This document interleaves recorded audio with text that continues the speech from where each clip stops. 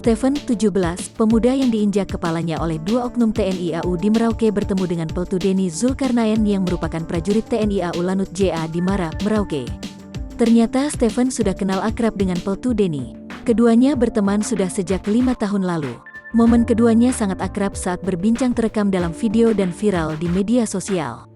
Kabar terbaru Stephen tersebut diketahui dari unggahan akun Instagram resmi TNI AU, @militer.udara sebagaimana dikutip tribunnews.com, Jumat, tanggal 30 Juli tahun 2021.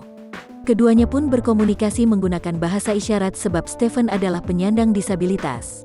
Sementara itu, Peltu Denny Zulkarnaen memiliki kemampuan berkomunikasi secara linguistik atau bahasa isyarat. Ia juga aktif dalam perkumpulan difabel Kabupaten Merauke.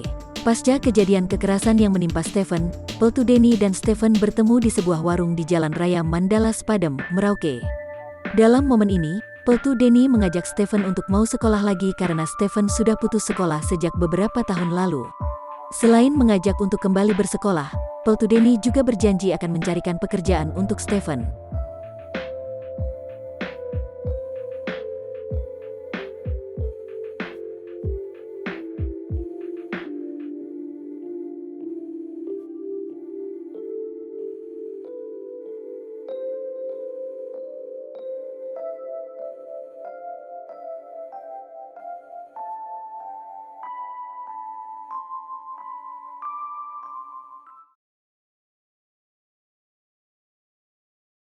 Sebuah ambulans diduga telah dihalang-halangi oleh kendaraan lain saat sedang melintas di Jalan Raya Jakarta, Bogor, Pamulang, Tangerang Selatan.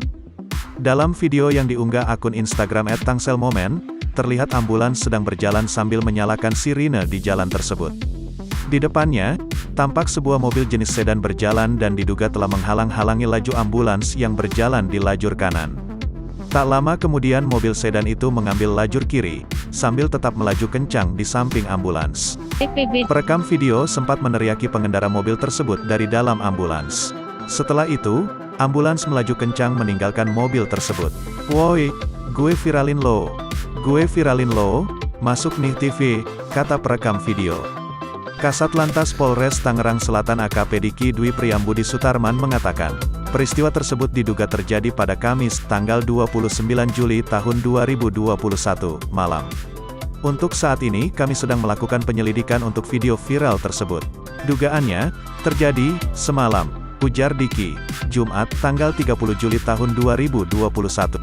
Dia hanya memastikan bahwa saat ini kepolisian sedang menyelidiki dan sudah mengantongi identitas mobil sedan tersebut, beserta pengendaranya.